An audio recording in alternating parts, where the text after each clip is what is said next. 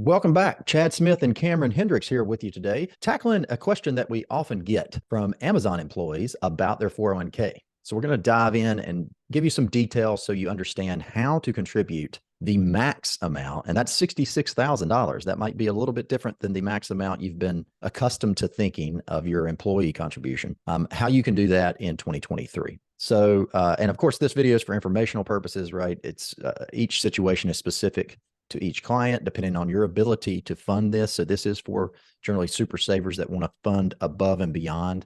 And Cameron's going to go into detail about that. So today, we hope to walk through your contribution options in your 401k, some calculations behind how that works, the impact to your financial plan that it could have down the line, and then questions and that we typically hear about it and some next steps of how to do that. So Cameron, why don't you walk through the 401k funding sources here that we've got? Yeah, and then taking us back a little bit, just 401ks in general, not so much, we'll get into the after-tax portion, but in general, you're used to hearing 22,500, 30,000 if you're 50 or older. That's the amount that you're generally able to do employee-wise from a pre-tax standpoint or a Roth standpoint. So then you do that, you max that out, and then most employers have an employer match. For Amazon. It equates to about 2%, which we'll see in the case study as well. But also unique to many 401k plans, including Amazon, is the ability to contribute after tax, which goes above and beyond that already stated 22,500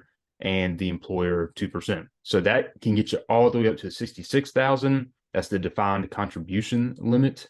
If you're doing the research, that's what it's called. And this is completely different from making just a Roth IRA contribution or a regular backdoor Roth contribution. This is different. So this is tied to your 401k. It's not, you can do this no matter what your income level is. And then the limit is higher than the normal 6,500 or 7,500 as you see there. So this is completely different than your typical Roth IRA contribution. We're looking at making after-tax contributions to the 401k. So let's look through a example of this, a case study. This is logistically how it works. So this example here, you get paid monthly as you do at Amazon. I used 185,000 as a salary. And so the first column you see is going to be your normal pre-tax employee contribution. Then we've got the 2% match in the middle and the after-tax contribution on the right. So you're maxed out at 22,500 for under 50. You see the example here, it's a little less than that. It's just when you put in 12% in this example, on Amazon's site on Fidelity, you have to put a whole percentage. You can't do decimals.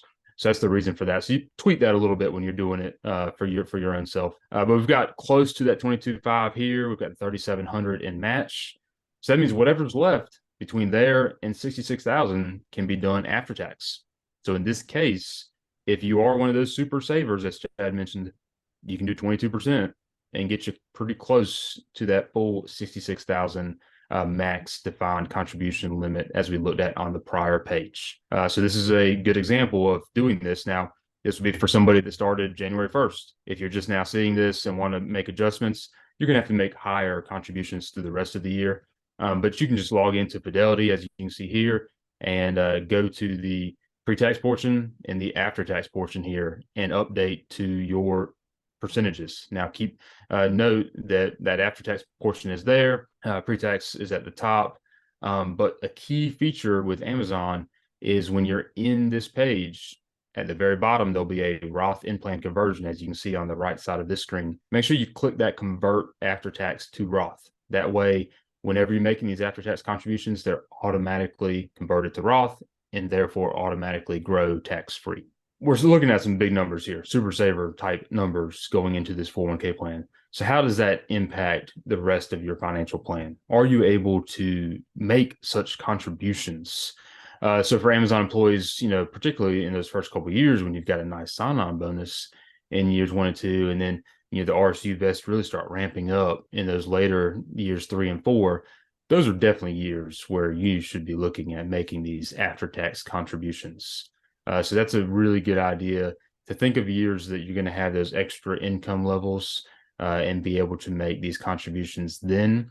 But if you're more in a regular income type year, and this is really going to make that net take-home check look pretty small, consider what other options you have to supplement this higher savings amount. So if you have like a brokerage account that you can access or a lot of cash at the bank potentially, then you can still make these after-tax contributions. Your paycheck's lower, but you can pull from that cash at the bank or the brokerage account in order to cover your living expenses. So it's something that you can do and something that you can look at in order to get to these higher levels of contributions. Yes, and that's a key element in financial planning is to understand access to money when you need it. So sometimes this might happen later on in your career when you're building up more savings.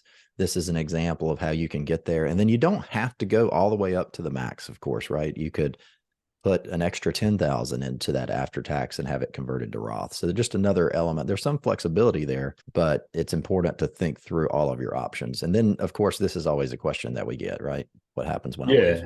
Yeah, absolutely. I mean, because we know the pre-tax portion that goes into the 401k, your normal amount is, it's meant for retirement. You access it after 59 and a half. You get taxed on those distributions at the time.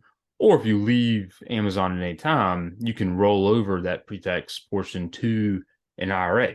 No tax issue there. Just roll it over to an IRA, your custodian of choice. And that goes for the pre-tax contributions and the employer contributions. Both of those would go to the rollover IRA if you were to leave Amazon, whether while you're working or in retirement. The after-tax contributions that we've been talking about, those would be rolled over to a Roth IRA. So everything's held all together at one in the Amazon 401k at Fidelity.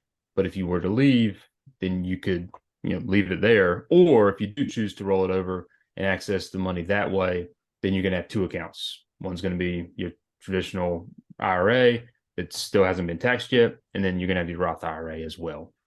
So that's how it's going to look as far as future access to these funds. And of course, we talk with busy professionals like you that are working at Amazon, maybe have worked at other places through the years and have multiple 401ks that you've kind of had piling up. And we help people to consolidate those at times and to just manage the day-to-day of doing these things. Some people love to do it on their own, but some don't.